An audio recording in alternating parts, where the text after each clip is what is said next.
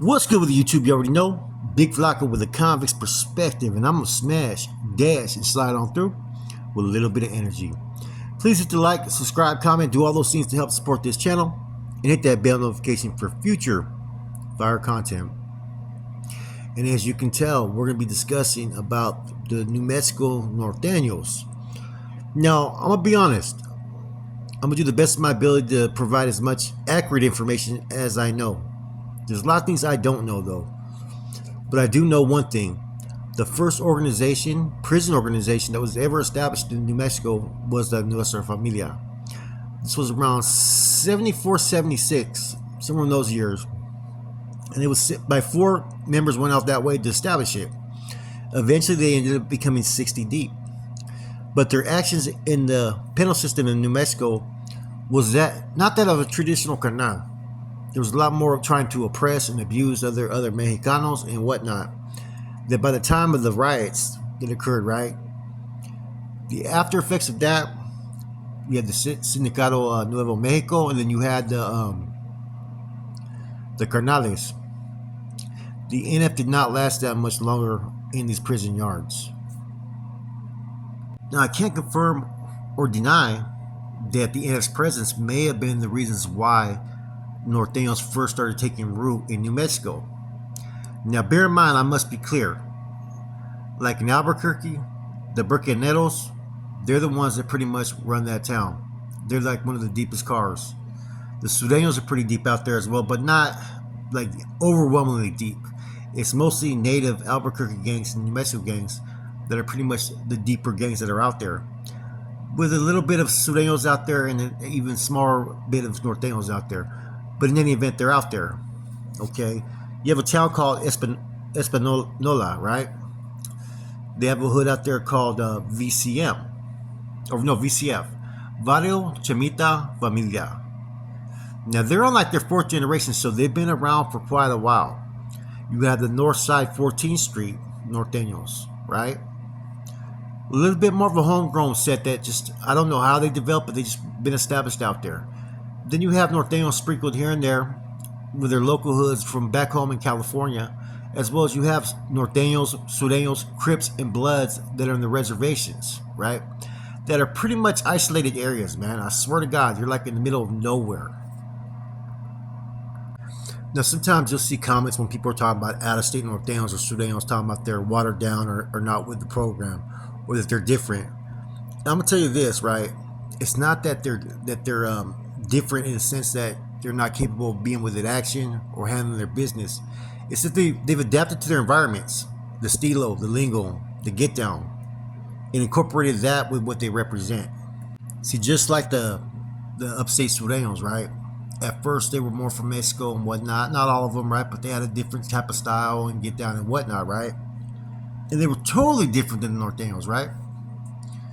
Years later, they became homegrown. And what I mean by that now the generations that are coming out, they're born like in San Jose or Santa Rosa or whatever area it may be. The same thing could be said of the New Mexico Nortenos. They're now being born there. They're now being raised up in it. Whereas, like I said, some could have been just fucking homegrown somehow. Like I said, man, you never know how these hoods sometimes fucking are able to establish themselves. Sometimes family members come out, lace them up. Sometimes families move out there. There's a whole lot of reasons how certain gangs from out of states will end up being established in another state. Now, you may ask, are they in line or are they in communication? Yes, they are. New Mexico falls under the federal jurisdiction. This is 100% facts. They have full functioning regiments out there in those areas. Now, before anybody gets all, oh man, how do they have a regiment? What people don't realize, right? A regiment isn't something that has to be out there on Front Street that, you know, you're the supreme power. In areas, right, where you're behind enemy lines, where you're not deep and your presence isn't as out there, you're going to have small crews out there running clandestine type of operations, incognito, helping other states with resources and whatnot. But they're not going to be out there on Front Street, yeah, we have a New Mexico regiment or whatnot. No, it's going to be on the down low. Because to advertise that, man, it's going to get shut down real quick. The Sindicato Nuevo Mexico, they don't fuck around. See, I think out there in New Mexico, from my understanding, it's a little bit more about hoods out there, man. So I think, Nortenos and Sureños, even though they claim colors and they're aligned to numbers and all that kind of stuff, right? Traditionally, I think they're like any other hood in the fact that they go through their hot and cold streaks. And if you know about game bang, you know what I mean. There's certain times where hoods are straight jumping off and they're just catching fire. They're out there putting in a lot of work. And then there's times where things get kind of cold, people get hemmed up, and they don't have the numbers out there in the streets. And I would think that would be something that would be likely, especially in a city like Albuquerque, man. Albuquerque's about that action. There's a lot of gang violence, a lot of hoods out there, and there's a lot of shit that's going down. Now, the Norteños in general in New Mexico, they're never going to, grow to extreme, membership to where you got hoods that are just becoming Norteños. Nah. But they're gonna be able to maintain, I think, their presence because their presence out there has been out there for 30 something years. It's just one thing that the NF has always done, right? And I think even more so now. You start to have different regions that are outside the state: Oregon, Washington, Idaho, Utah, Colorado, Texas, New Mexico, Arizona.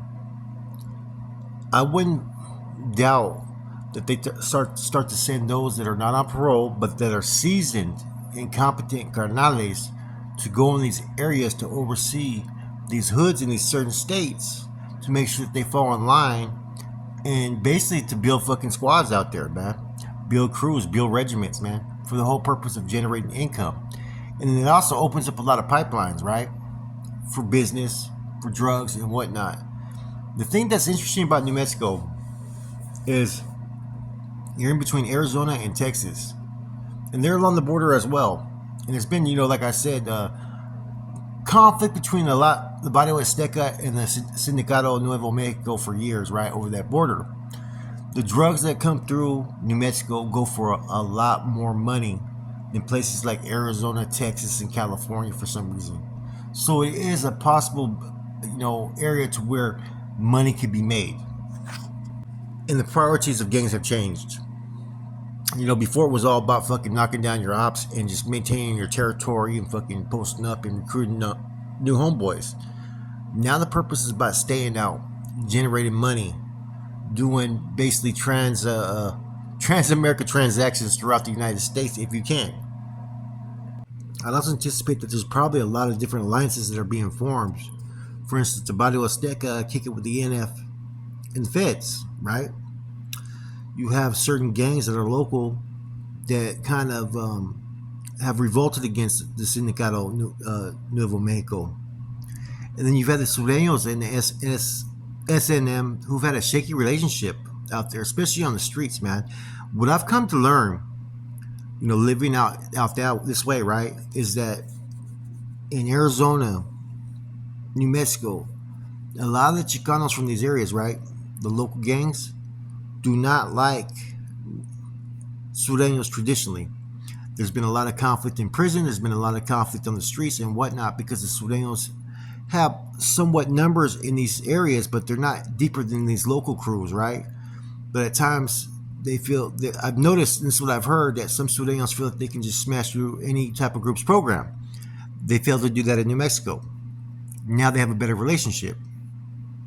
Same thing is going on in New Mexico. You know what I'm saying? So I wouldn't doubt it, and if I was running, a regiment, I would try to find all those that are potential allies, to work in alliance on the streets towards those that I would feel that would be potential enemies or those that would be trying to stop from what you're doing, man. And a lot of these Norteños from New Mexico, right, they have more of the old school Cholo traditional look too, man. Not all, you know what I'm saying? But like I said, it's going to change from region to region. Whatever's hip, whatever's in style is what everybody's going to rock. How people talk, the swag, the get down, it's going to be different from location to location as well. A lot of these states take pride in not trying to copy Cali fucking, characteristics. What Cali's doing now, what's the in thing. They still rather do their own thing. There's a lot of pride, there's a lot of egos at stake when it comes to gangs and whatnot. Anyways, I thought this was going to be an interesting one for you guys, man. It's about the Norteños out there in New Mexico. They're out there. They do have a presence, and I think they're there to stay. But that's it. It's your boy Flacco. I'm gone.